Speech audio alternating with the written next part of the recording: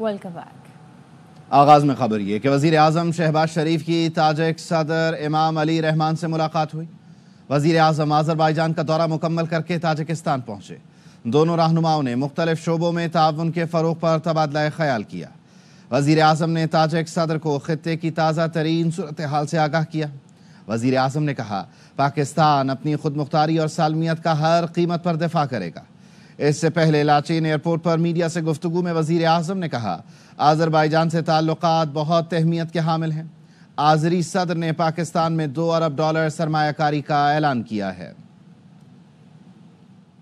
Azerbaijan is a brotherly country, a great country. We have joint cooperation in the field of trade, commerce, investments. President Ilham Aliyev again reiterated his commitment to invest $2 billion in Pakistan, and we are ready for this investment for mutual benefits. And we are going to have more coordination in commerce, in defense cooperation, and education, health, and many other areas. Field marshal Syed Asim Munir کہتے ہیں مارکا حق ثبوت ہے، قوم آہنی دیوار بن جائے تو دنیا کی کوئی طاقت گرا نہیں سکتی۔ بھارت جان لے پاکستان کشمیر کو کبھی نہیں چھوڑے گا۔ ISPR نے بتایا ہے مختلف جامعات کے VCs، پرنسپل اور اساتذہ سے گفتگو میں فیلڈ مارشل عاصم منیر نے کہا پانی پاکستان کی ریڈ لائن ہے، 24 کروڑ پاکستانیوں کے اس بنیادی حق پر آنچ نہیں آنے دیں گے۔ بھارت کی اجارہ داری پاکستان قبول نہیں کرے گا۔ بلوچستان میں دہشت گرد فتنہ ہندوستان ہے، ان کا بلوچوں سے کوئی تعلق نہیں۔ پاکستان کو مضبوط ریاست بنانا چاہتے ہیں جہاں تمام ادارے آئین اور قانون کے مطابق کام کریں۔ ایسی ریاست ہو جہاں ادارے بغیر سیاسی دباؤ، مالی ذاتی فائدے کے عوامی فلاح کے لیے کام کریں۔ ریاست کمزور بنانے کے بیانے کی کوشش کی نفی کی جائے۔ ملاقات میں شرکا نے کہا یہ جو محفوظ دھرتی ہے اس کے پیچھے وردی ہے، پاکستان اور اپنی مسلح افواج پر فخر ہے۔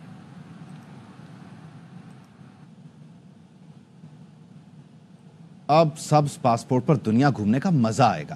وزیر اطلاعات سندھ شرجیل انعام میمن کہتے ہیں دبئی گیا تو عربوں نے کہا well done Pakistan. Dubai airport پر بھارتیوں کے چہرے دیکھنے والے تھے۔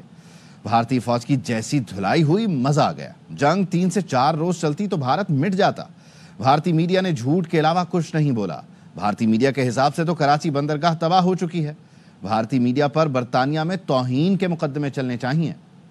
بھارتی چینلز اور فوج نے جھوٹی خبروں کا ورلڈ ریکارڈ قائم کیا۔ مودی سرکار کے لیے شرمندگی بننے والی خبریں چھپا لی۔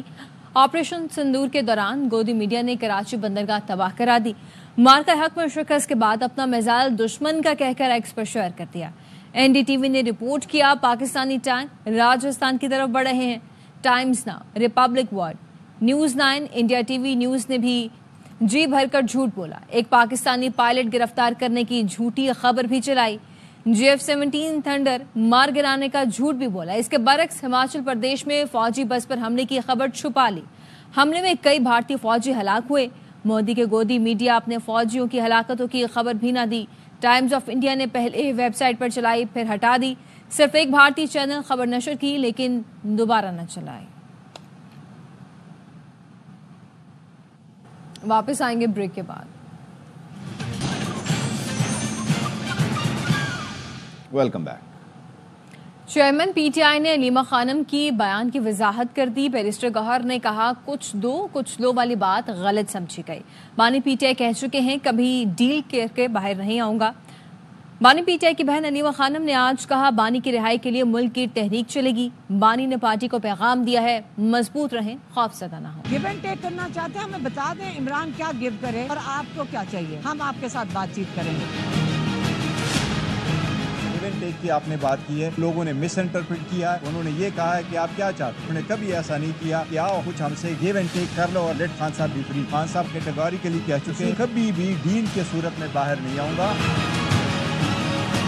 ملک احتجاج ہوگا، تحریک ہوگی۔ انہوں نے پارٹی کو پیغام بھیجا ہے کہ ہم اگر مضبوط کھڑے ہیں، خوف زدہ نہیں ہونا چاہیے۔ بلوچستان میں 30 شہری شہید کرنے والے 4 دہشت گرد ہلاک کر دیے گئے۔ ISPR نے بتایا سیکیورٹی فورسز نے مجموعی طور پر فتنہ ہندوستان کے 5 دہشت گرد ٹھکانے لگائے۔ لورالائی میں انٹیلیجنس بیسڈ آپریشن کے دوران بھارتی اسپانسر 4 دہشت گرد مارے گئے۔ یہ دہشت گرد 30 شہریوں کی شہادت میں ملوث تھے۔ ضلع کیچ میں کارروائی کے دوران ایک دہشت گرد مارا گیا۔ آزاد کشمیر کے علاقے راولا کوٹ میں 4 دہشت گردوں نے خود کو دھماکے سے اڑا دیا. دہشت گردوں سے مقابلے میں 2 اہلکار شہید اور 7 زخمی ہوئے. پولیس نے ملزموں کی گرفتاری کے لیے ایک گھر پر چھاپہ مارا تھا. وزیر داخلہ محسن نقوی نے کامیاب آپریشن پر اداروں کو خراج تحسین اور آپریشن میں شہید 2 پولیس اہلکاروں کو خراج عقیدت پیش کیا. جدید کارروائی کرنے کے لیے اور یہاں پر ایک ٹھکانہ بنانے کے لیے وہ چاروں کے چاروں مارے گئے. پولیس انکاؤنٹر میں مارے گئے. ان کے خلاف جنگ جو ہے وہ ایک کنٹینیوس ایفرٹ ہے اور ایک مسلسل جہد ہے. اور یہاں پر جو سلیپر سیل ان کے پہلے تھے جو کہ ان کو سپورٹ کرتے تھے, جب یہ یہاں پر آئے ان کو بھی اسی پولیس نے گرفتار کیا. ہم کسی کو بھی کسی نے اگر اس کو ایزی لوڈ بھی کروایا ہے تو میں اس کو دہشت گرد سمجھتا ہوں, اور اگر کسی نے اس کو ٹرانسپورٹ دی ہے تو اس کو بھی میں ان کا ساتھی سمجھتا ہوں, اور ہم ان کو اسی طرح سے ٹریٹ کریں گے جیسے دہشت گرد کو ٹریٹ. چنیوٹ میں انسداد پولیو مہم کے ورکرز نے خدمت کی مثال قائم کر دی. مظہر عباس اور طاہر نامی 2 پولیو ورکرز نے دریائے چناب تیر کر عبور کیا اور بچوں کو پولیو سے بچاؤ کے قطرے پلانے پہنچے. جان خطرے میں ڈال کر قومی فرض نبھایا. ARY انٹرٹینمنٹ کے شیر کے سامنے سب تھے. دانش تیمور اور سارا خان کی نئی ڈرامہ سیریز مقبولیت کے ریکارڈ بنانے لگی.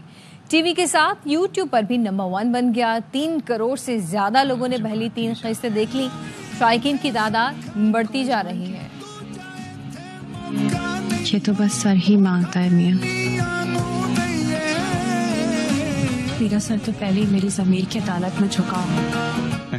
تخفی ہنس کے سہ رہا ہے. شیر اب شیرنی سے اتنا بھی نہ سیکھے. تم مجھ سے محبت تو کرتی ہو. لڑکی کا پہلا پیار اس کا باپ ہوتا ہے. شیر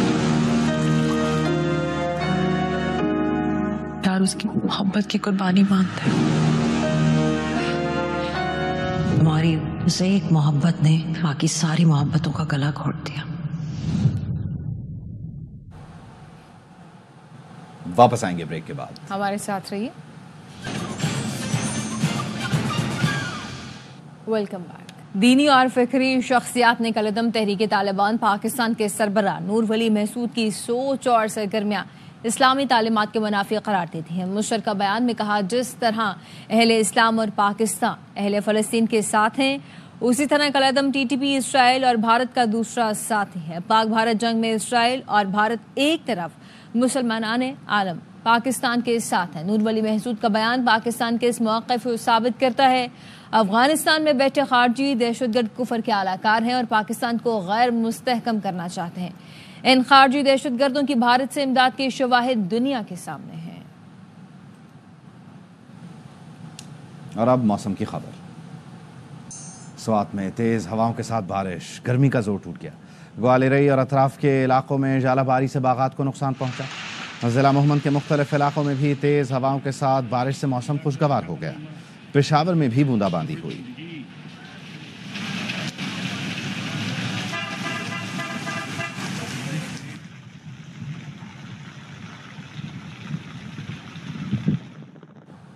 حیدرآباد میں پانی کی پائپ لائن میں فوارے پھوٹ پڑے. پھلیلی نہر جانے والے فواروں سے بھی نہانے لگے. انتظامیہ کی غفلت سے گھروں کو سپلائی کا پانی شہریوں کی مفت تفریح بن گیا. ناصر حسن خان کی رپورٹ دیکھیے.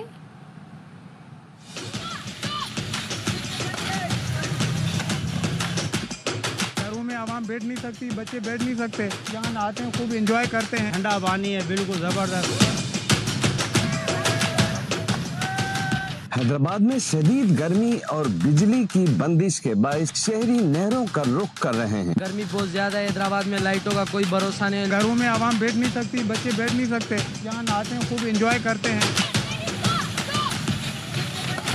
خستہ حال واٹر سپلائی لائنوں سے بننے والے فوارے آبشار کا مزہ دینے لگے تو نوجوان بھلا حکومت کی فراہم کردہ تفریح سے کیسے محروم رہیں.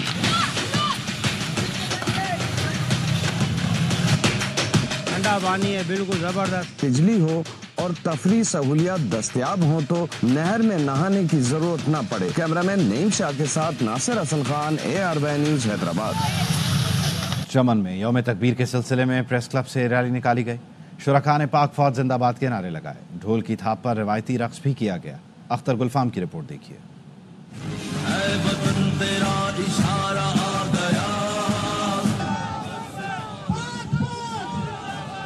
سرحدی ضلع چمن میں قبائلی رہنما داؤد باچا خان کی قیادت میں پریس کلب سے ریلی نکالی گئی. تعاون اسلامی ممالک میں یہ صرف پاکستان کے ساتھ اسلام ایٹم بم میں تمام لوگوں کو خراج تحسین پیش کرتے ہیں جنہوں نے پاکستان کو ناقابل تسخیر بنانے میں اپنا رول ادا کیا.